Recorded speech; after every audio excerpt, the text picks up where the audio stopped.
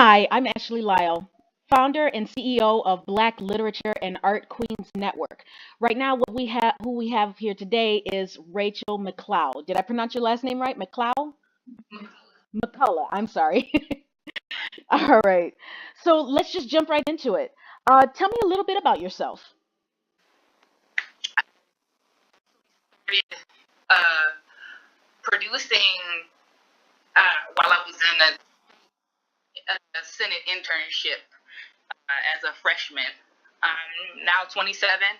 I've done community outreach work via Green Door Initiative and community outreach work via many vessels. I was a night arts finalist in 2015 to bring burlesque to Detroit. Hmm. And I'm a cog in the Motor City Entertainment movement. That's awesome. That's really great. Can you tell me a little bit more about the Knights Foundation? What was the process that you had to go through to get to that? I was just a finalist. I didn't win the grant. Oh, okay.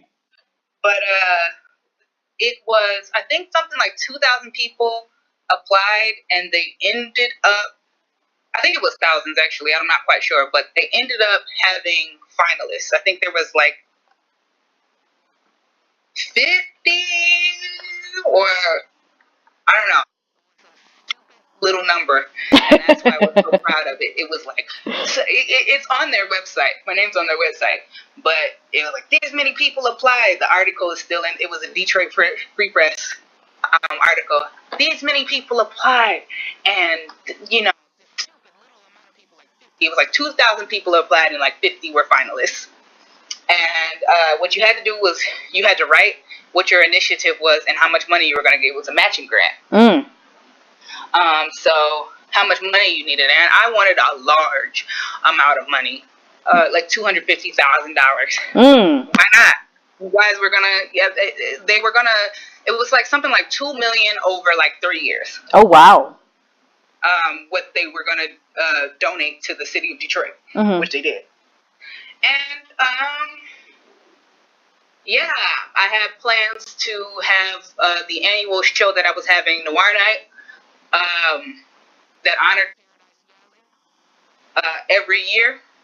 I had So I had plans to have all of that. And I was so upset to not get the grant. Um, Not that I'm a soy loser, but I watch the same white boys for the same thing every year. So it came to me, okay, it's a who you know game, not what you know, not what you're going to bring to the cultural climate. And then everybody wanted me to apply to Kresge. Even the people from Kresge were like, you should apply to Kresge.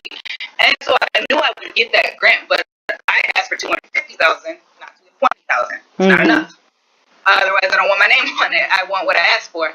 I take this stance because I'm a black woman, and we're not taking this time. We don't take what's beneath us. If I ask for 250,000, I don't mean 25,000. I mean 250,000. Right. When you have it, give it to me. Period. You know. Fine, we go our separate ways, but don't convince me to take less, because it's not me who's taking less. It's everybody who was going to book. It's everybody who's looking up to me, watching me take less. Okay. Yeah, I hear you. I definitely hear you. All right. So what got you interested into burlesque? Actually, I got into burlesque for my sister that I've known has a negative has had a negative view of themselves simply for lack of seeing themselves in beauty. And I looked at the neo burlesque movement and I saw, like, gosh, they use it as such a sign of empowerment. And I noticed there were no black women, and I was like, this is a lie. You can't be any non-black woman. So I got to researching.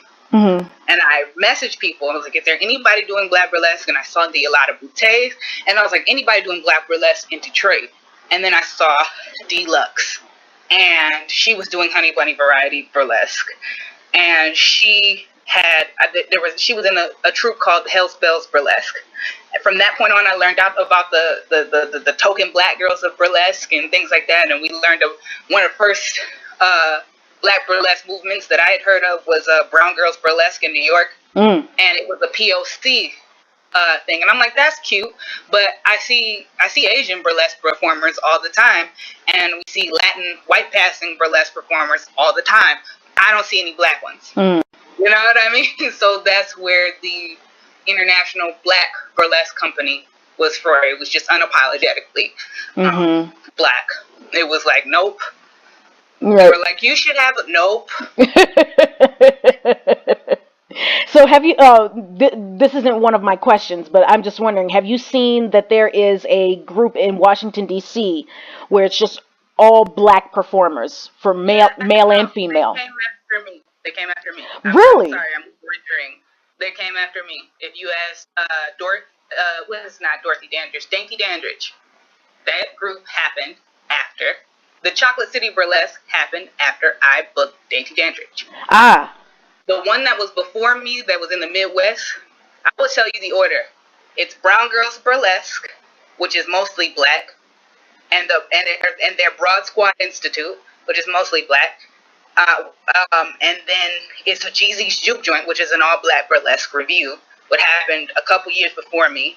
Then it was Noir Night, an International Black Burlesque Company, because International Black Burlesque, it was International Black Burlesque Performers, which was, it was a database for black burlesque performers to connect, which really didn't use much, but before then when we were IBBP, we were on BuzzFeed.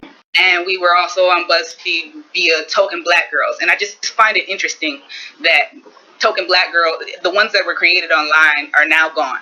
Like, remember I was telling you I got rid of International Black Burlesque Company Facebook, because Facebook is on some BS right now. And then on top of that, it's just not, the juice isn't worth the squeeze for me as an entrepreneur.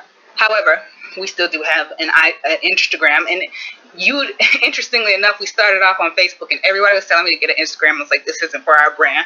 And now I'm done with Facebook, and I solely have an Instagram brand. But back to the point is, a lot of people, Jeez Louise, who created Jesus Juke Joint, she created a reputation for herself. So anything her name was going to be on was going to be gold. She's still going strong in Chicago.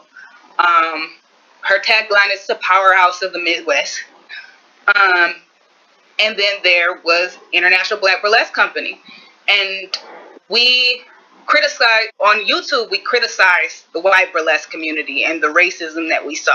And then we also created dialogues, and we also created shows that were based off of black concepts. The first show I had was Black Starlets Throughout the Ages, and that was in the Artist Village. And then I had a show called Sweet Dreams, where we took a black cupcake maker, pastry chef, and she sold their cupcakes there, and I made each person an act that corresponded to each cupcake flavor. It was cute as shit. That sounds cute. That really sounds cute. And then we did Noir Night. We did Rock Me Baby. We did Noir Night. We did a couple other shows. I tried to do a non-black burlesque show. Didn't do well. It was at a racist-ass Hopcat. And I'm not one of those who say, the man is out to get me, everything. But when somebody's racist, I'm just going to call them racist. It's just 2019.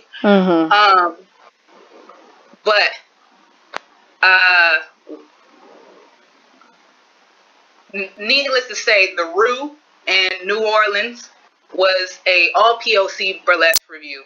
And then there's Chocolate City Burlesque, which is always going to work out because DC is a black city and it's relatively liberal. It doesn't work in Detroit, and which is why I was going to move it to Atlanta. But it doesn't work in Detroit because Detroit used to be what they call the Bible Belt of the Midwest. It was the second Bible Belt. Everywhere in the Midwest was known for raiding burlesque bars. Indecent exposure. And that culture is still very much alive today. They're just now changing the laws in strip clubs and making licenses more accessible because they can see that it's a benefit to the economy. It only took you 100 years, but, you know. Right. The issue that I always have with Detroit in every single thing that's exasperating is it's always something simple and stupid. Film credits. We're unemployed. Employ people for film. It's not like we don't have a whole ass Specs Howard. Right. You know what I mean? Public transportation, state revenue. You know? Mm-hmm. It's like it's always something simple, but you refuse to do it because you're racist and classist. And in New York, they're racist and classist too, but they don't want to waste their money and wait in traffic. They have a subway. Mm-hmm. And they can dealing with the people that they don't want to deal with for that 5-minute ride that they have to have. Mm-hmm. You know what I'm saying? Same thing with the people in Chicago with their subway. So I think that IBBC has an opportunity to start over again. And I do think that because we had been located in Detroit, we were thwarted. However, Detroiters are the most creative black people on this fucking planet. Okay, so the next question that I have for you is, how long have you been performing? Since I was 19. Oh, that's 19, 20, 21, 22, 25, 26, 27. Ooh, that can't be almost 10 years. Wow. Yeah, almost 10 years, yo. Wow. On and off. I stripped in Atlanta. I was at Onyx. I've just been a wild child since I've been doing burlesque, and that's just exactly what the fuck I'm supposed to be. I finally stepped into it, you know? And, yeah, it still goes with it. It's like, yo, I would rather be poor than accept less than what I was supposed to be. Being rich is not on my agenda. It'd be nice. You know, life happens, and as long as I'll put it to you this way, like I likened myself to this lifetime. My life path number is 9. So I'm 3 life path years.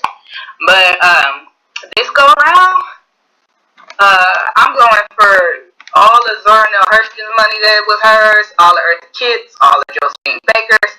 All that money can come to me off principle.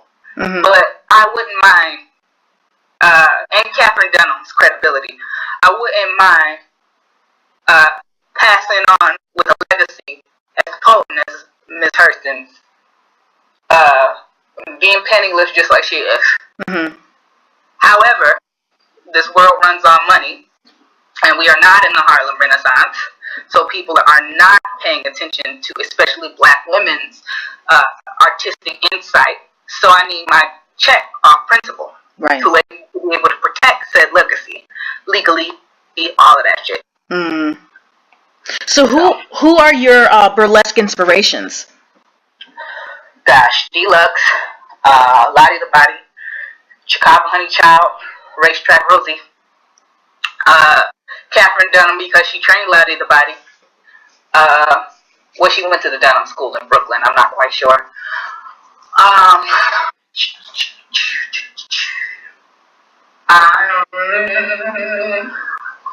Miss Topsy, Tootsie Roll. These are all older black burlesque performers. Ella Fitzgerald.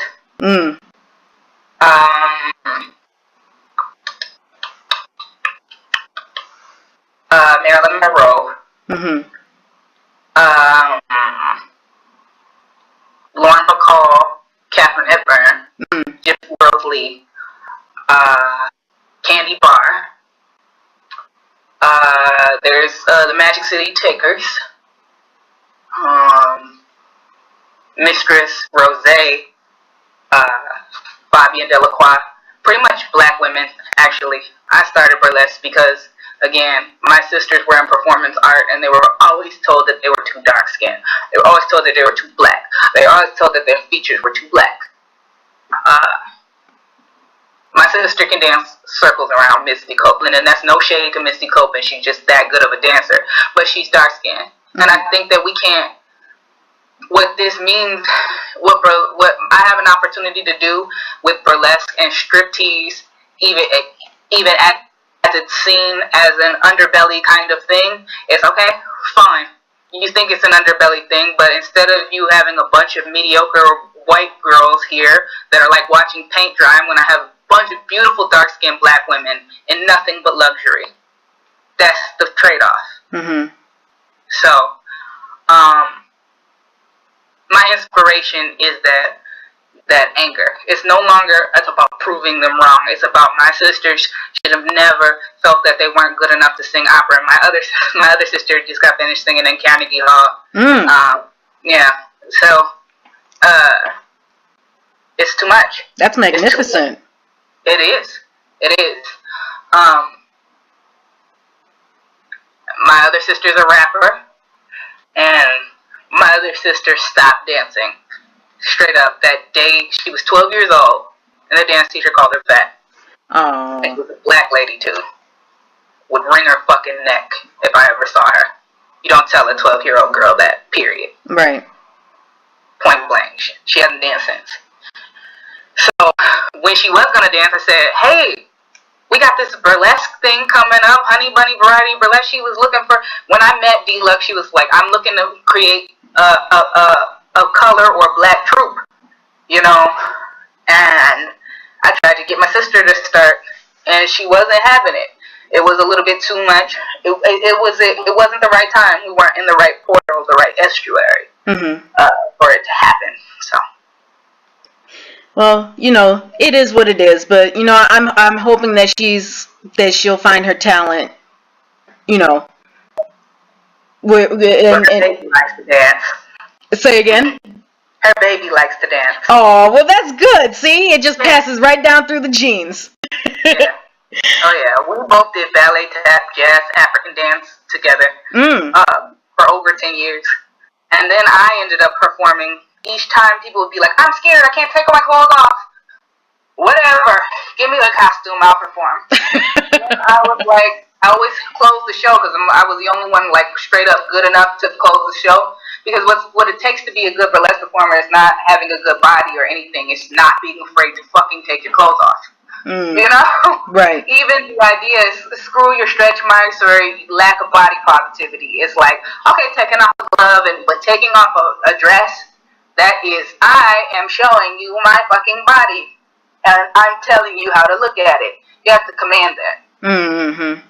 So, because people were shy, they might have had beautiful dance technique or beautiful costume or a beautiful body. It was irrelevant because, you know, whatever. But I would MC the shows, and I'm looking to, quite frankly, not do that anymore. Not for my reputation, not for anything. But I've learned to enjoy producing a show. And I know how to, one of the reasons why people love my shows is I knew how to place people. I knew how to place a really good performer in the beginning, some beginners in between, and me at the end. So, but subconsciously I was probably just like selling myself better, as you would. When you want to sell yourself, you create your own shows. Right. Exactly. You know? So tell me, what is International Black Burlesque Company? Like I said, it started off as a networking platform.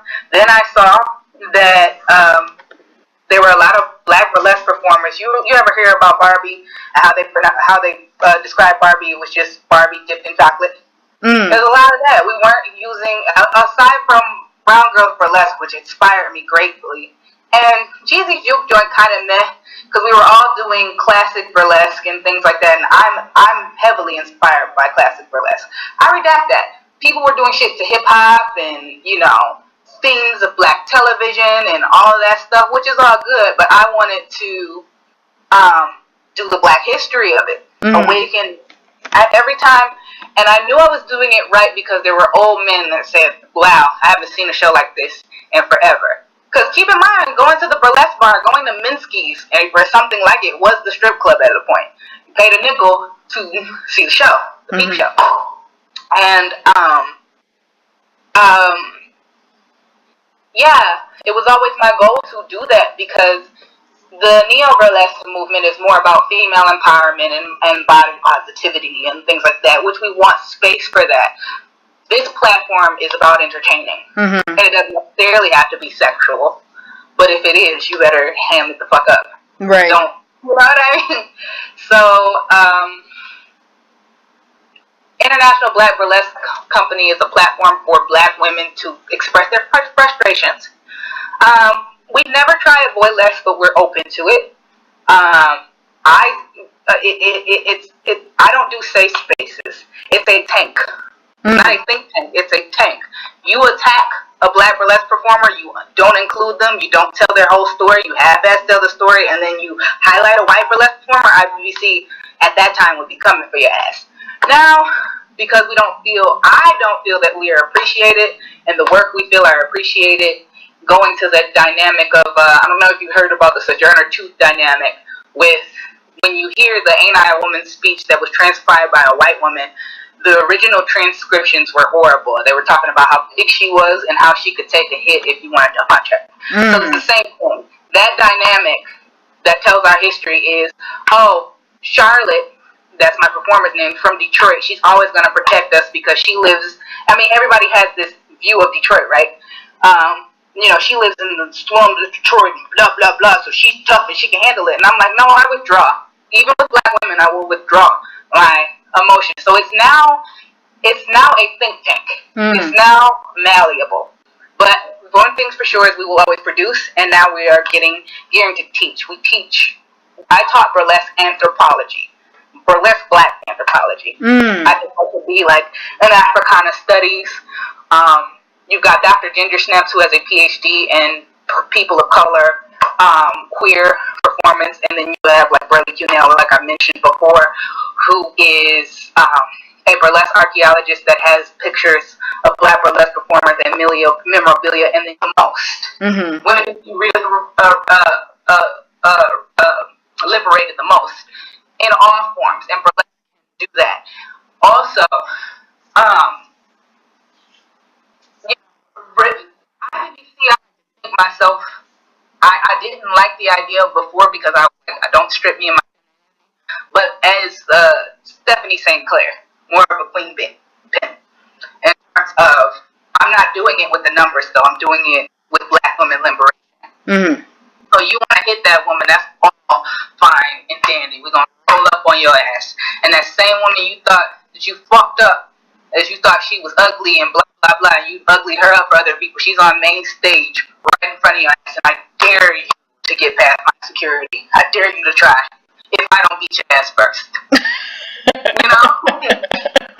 Just trying to get the energy. And I know we got to do it in America first, and I'm extremely advocates. But that's when you're talking about moving to Chicago, this is why I'm like, I'm tired of having to fight people in Detroit for permission to be Black. Tired. It's not worth it. There's racism in Atlanta for sure. I've been in Atlanta, but at least you're not broke. Right. Trying to struggle. There's racism in New York, but there's public transportation and access to the whole fucking world. Yep. You know what I'm saying? There's racism everywhere, but you have to figure out what is worth it. Yeah. To endure. You're absolutely right. So I think you already talked about this question. Why is your organization so important for Black women? But I don't know if you want to elaborate it a little bit more. Black women doing whatever the fuck they want. If they want to do nerdlesque, if they want to do burlesque, if they want to sing just naked, that's an opportunity. And it's just I respect and revere Josephine Baker. And to see, I'm more of a fan of Lottie the Body than I was of Josephine Baker, because how dumb would it look as a Black burlesque performer to say, I'm not a fan of Josephine Baker. However, we've let R&B stars use her legacy as an accessory. It's not. I've yet to see, I'm seeing like, okay, Beyonce and Rihanna, y'all want to use Josephine Baker in your dresses and in your choreography. Both of y'all got enough money to buy property in Paris and have a fucking Josephine Baker. And have a Josephine Baker bar. She had Josephine Baker bars. All you have to do is go to the city council of Paris and figure out where the bars were, the performance bars were, and say, all right, get the fuck out. I'm Beyonce. I'm Rihanna. I want to have a Josephine Baker. They used it as an accessory. And it's off-pissing. And I remember having a dialogue about that, and I had to fight other burlesque performers. I said she could express her sexuality in a different way. One of the things is burlesque is not an accessory to pop stars. It is art. It's the oldest art form in the world. Oldest form of satire in the world. And I created IBC, unbeknownst to me at that time, to just have some camaraderie again with Black people and Black burlesque, and so people could see the originator in the world in their true form, a bunch of Black women. So now IBC's mission is to go for everything that wasn't given to us before as it should have been, and not half-ass it. Do I have permission to dance like Josephine Baker? No. You have to. If Beyonce is not going to say I'm Beyonce, and Rihanna's not going to say I'm Rihanna, I'll be like, I'm Rachel.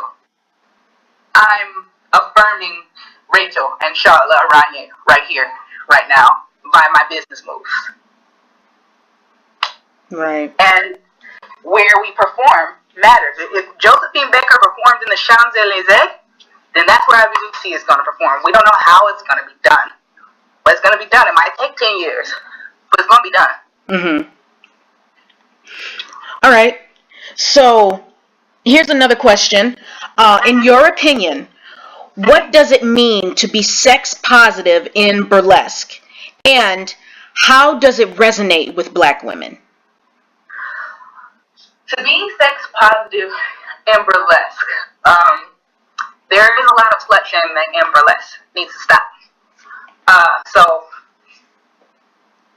to be sex positive in burlesque is to not be sex negative in terms of not being classist, supporting Black burlesque performers. I will say there's been a lot of racism in burlesque when we talk about mapuka or twerking.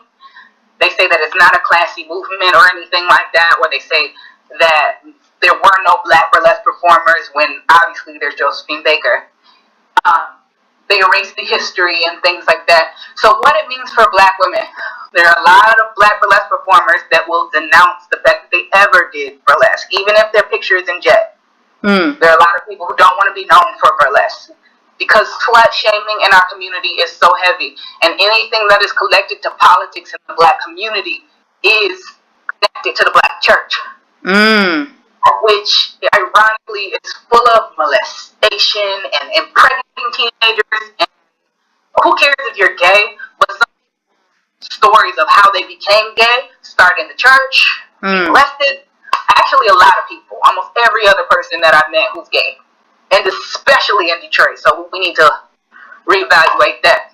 Why is it important to Black women?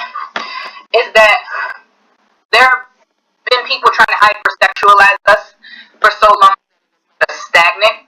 But when you look about like mapuka and twerking, it's about healing your womb. Just doing those movements heal your womb. You know what I mean? And when you can't do that because society is telling you you're trying to have sex and shit like that. I mean, that might be for how some lame ass white woman who's trying to copy you has sex, but that's not how you have sex. And everybody's sex. There is no one way to have sex. There is no one way to look like you're having sex. Sex positivity in burlesque puts a brand to a performer, so that you can feel comfortable doing it in the club. Sex positivity in burlesque puts it on a stage, at least in IBBCs, in Black burlesque, in my burlesque. At least when we put it on stage, of this woman being sexual and unapologetic in her Givenchy, she everybody else, but it's very hard to rape somebody when they're on the stage stage at the Champs-Elysees, or even the stage at Tangent, or even the stage at Garden Theater.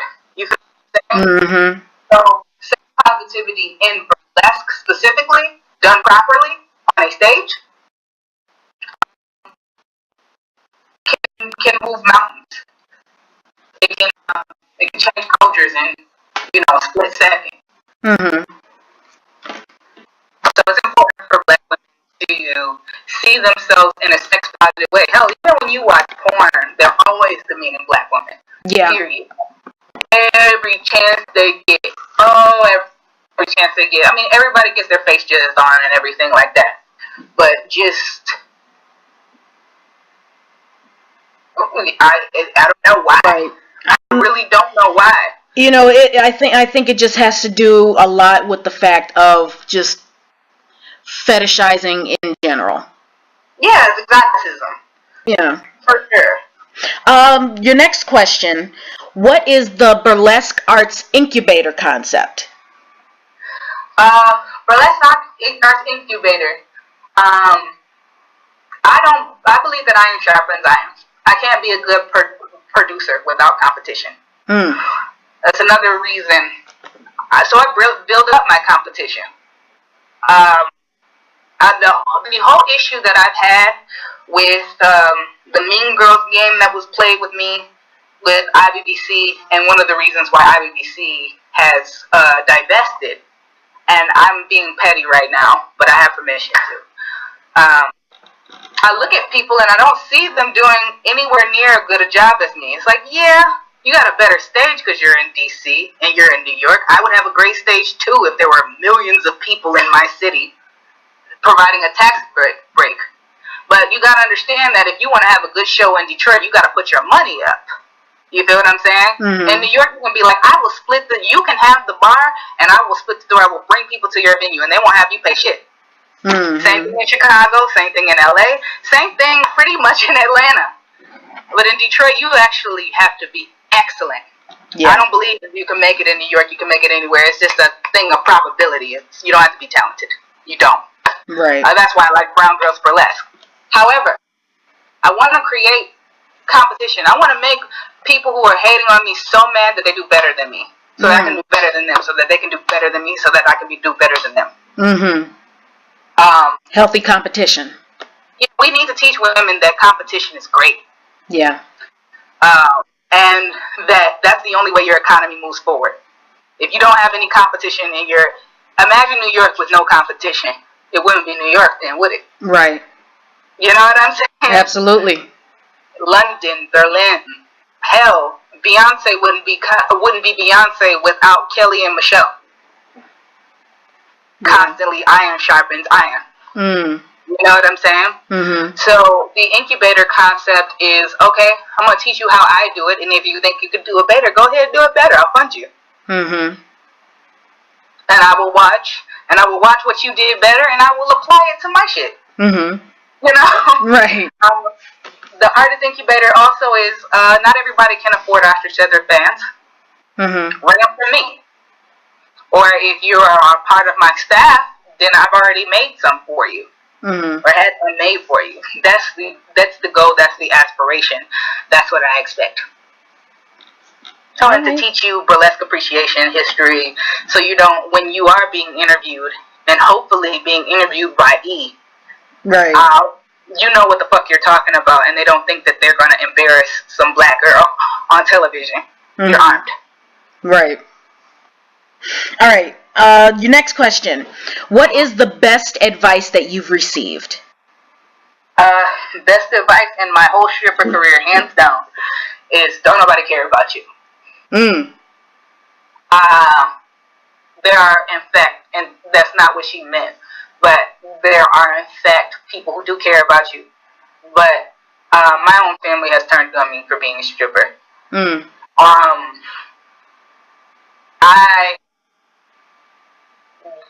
I would expound upon that to say nobody cares about you until you have something to offer them. And do you want to be an offerless person in general? You need to offer stuff to yourself. Mm-hmm. And you have to be on your P's and Q's. And also to expound on that, my sister, Book Brown, rapper, has said this. She's like, I'm not a female MC, I'm an MC. You cannot come into a gang full of men and ask them to change the rules because you're a woman. Mm-hmm. And to expound on that, Flojo, if you want to run like the boys, and you have to learn how to beat the boys. If you want to beat the boys, you got to run with the boys. Mm-hmm. I'm still a womanist. I still go, y'all be like, that's racist, that's misogynoir. I will call it out. However, I never asked anybody to make it easier for me to produce my shows. Mm-hmm. No one cares. They don't care until their bar is sold out and they ran out of liquor, because that's how much drinks and that's how much I had their shit popping on a Sunday. Mm-hmm. You know what I'm saying? That's what they care about. So I say, emotion off, intuition on. Express your emotion with your spouse, and even still, they don't care. Right. And that's not to be too cold, but it's like everybody. It's a reciprocal effort. They cannot care if you don't. Mm-hmm. So no one cares about me. Well, we care about you. That's why we're giving you this award. So there you go. We care about you. We got your back, Queen. All right. Your next question. Where do you see yourself in 5 years? Shit. Right. So I have to, you know, I have to. I see myself having performed in Monte Carlo, or performed or produced in Monte Carlo, Paris, London, Lagos, Sierra Leone, all 50 states of the United States. How about in 10 years? I see myself as an entrepreneur, in every sense of the word, running enterprises, creating affordable housing opportunities in all of the major cities of the world, investing in racist companies and owning them by 51%, and destroying them.